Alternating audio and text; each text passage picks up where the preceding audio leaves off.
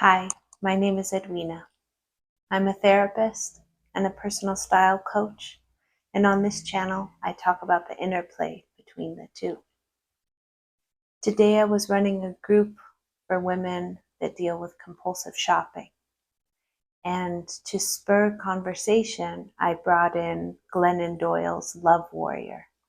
I love Glennon Doyle. I've read both Love Warrior and Untamed, and they've been so helpful in my own journey.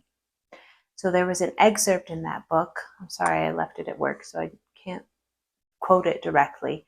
But she's talking about the experience of deciding to cut off all her long, beautiful hair. And I really identify with that because I cut off all my super long hair last year and then again at the beginning of this year. And frankly, I regret my decision, but hair grows, it'll grow back. And I'm growing out my natural hair color, letting my silver shine. So that's good. But anyway, in the excerpt, she's talking about a reclamation of self. She's talking about all of the boxes that she tried to fit herself into over the years. Not just the boxes of expectations of others, like conforming to societal norms and behavioral boxes, but beauty boxes, trends, whatever the beauty standard du jour is. And I love this excerpt so much because she's using her process with her appearance as part of a deeper process taking place within her, which is exactly the kind of work that I do with my clients. So for her, in this excerpt, she's talking about her cutting off her hair so that she can see herself. Just who am I underneath this physical expression of myself? I've talked on this channel before about, at one time in my life, very much dressing for the male gaze, and then leaning into more of what might be considered dressing for the female gaze, and then coming out of that process asking, who am I? What do I dress like for me? What does it feel like to dress for just for me, not for any outward judgment of me? And I've had a lot of experience, about which Glennon Doyle speaks so eloquently, of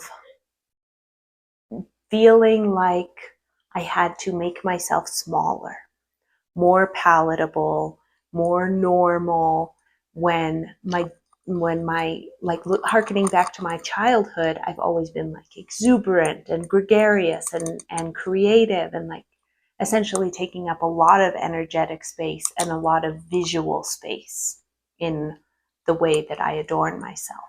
And so my reclamation process was an accepting of the fact that maybe sometimes I'm going to be met with that kind of attitude of, who does she think she is? Or, oh, she's just trying to get attention, or whatever judgments are placed on that kind of exuberant, vivacious style expression. But at some point, I had to say, is it more important for me to stuff myself in a box that is easy for other people to define and view? Or is it more important for me to really own myself? I'll be 39 next week, and it's very clear to me at this stage of my life that my time here is finite.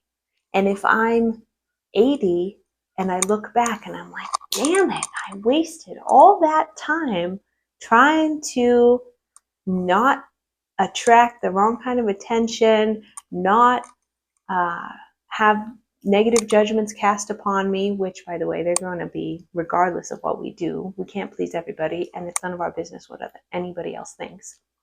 So I would be at that phase in my life and realize that I would have squandered my opportunity to feel like myself in my own skin.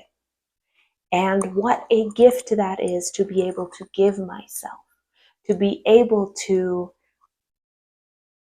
enter my day after having gotten dressed or whatever, feeling fully authentic in the way I'm showing up in the world, feeling the full power of my own prowess.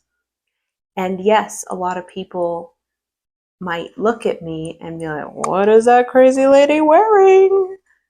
But they're not the ones who have to live with me inside of myself. I'm the one that has to live in here. And for me, when I feel just like tenacious and expressive, that's when I feel the most alive.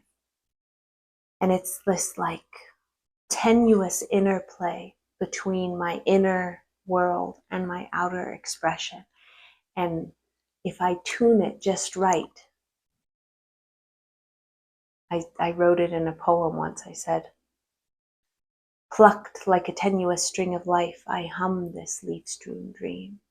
Resonate the sound of it, we're glory bound by it. If this is all I get, it's enough, I promise. So that's the power of style in my life. Thank you.